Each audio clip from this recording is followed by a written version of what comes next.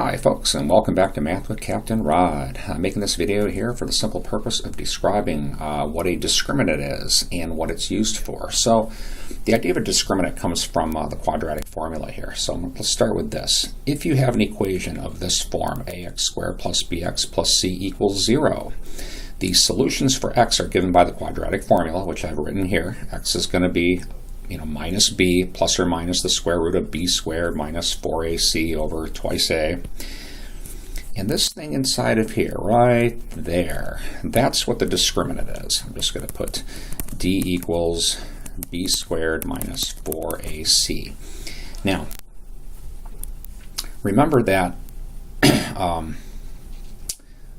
in the real number system, you can't take the square root of a negative number, but you can if you include you can in the complex number system if you include imaginary numbers. Right? That's going to be relevant for this discussion here. So the discriminant is a value here that tells us about how many roots we have, meaning how many solutions to this equation, and what the nature of those are. Okay, and let me run through the possibilities here. If the discriminant is positive, that means that this is a positive number, and when we go plus or minus square root of a positive number, that can do, that thing is real. So because it's minus b plus or minus a number, that means we're going to get two real solutions out of this. So if your discriminant is positive, you get two real solutions. And that means that the graph will have two x-intercepts. Pardon me. Now another possibility is maybe this thing comes out to be 0. If the discriminant is equal to 0, then our quadratic formula here reads minus b plus or minus 0. And when you plus or minus 0, that doesn't change anything. So we now have one real solution equal to minus b over 2a. All right, so you get one real solution. And that means you have one y-intercept. Okay, another possibility. What if the discriminant is negative or less than 0? So if this quantity is less than 0, then, and you try to square root it, it has no real solution. But it has complex solutions, right? So our solutions looks like, minus b plus or minus something I. So it has...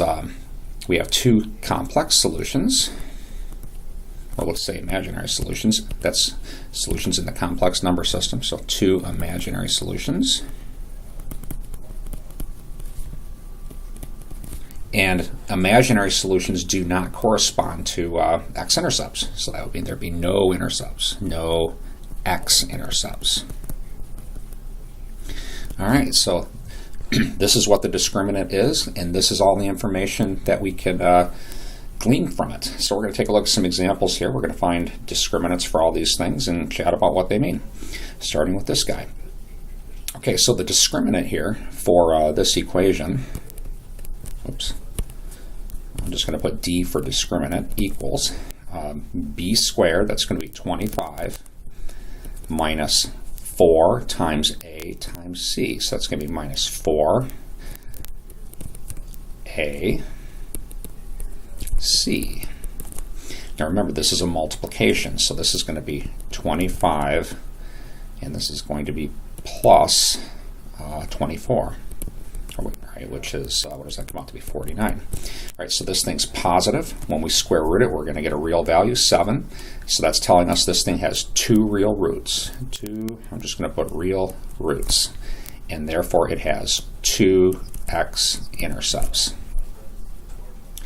All right, shorthand, I love it, huh? Let's take a look at this animal. All right, so the discriminant here is going to be b squared. I'll go ahead and write that one out. 3 squared minus 4 times a times c. So we're going to have 9. Now count the minuses, 1, 2, 3. This term is going to be negative. 8 times 3 is 24. Let me double check that. 8, 3, 24, yeah. So here we get what, minus 15 out of that? All right, so our discriminant is negative. All right, so that means this thing here in green under the radical is negative. So we're going to have imaginary solutions. So we're going to get two imaginary solutions. and that means this has no x-intercepts.